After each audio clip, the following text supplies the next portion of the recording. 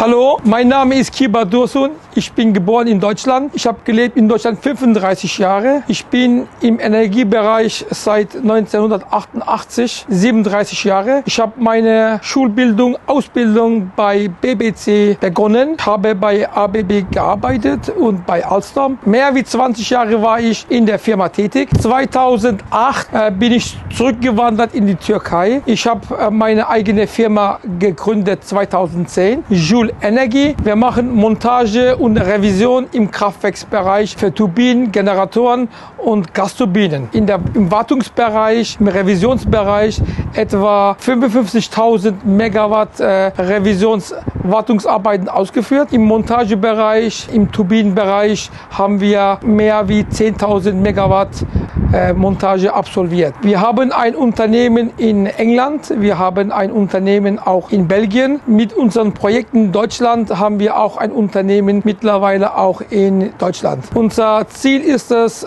in Europa, in Asien, in Afrika zu wachsen, unsere Arbeiten gewissenhaft abschließen und eine internationale Firma im Energiebereich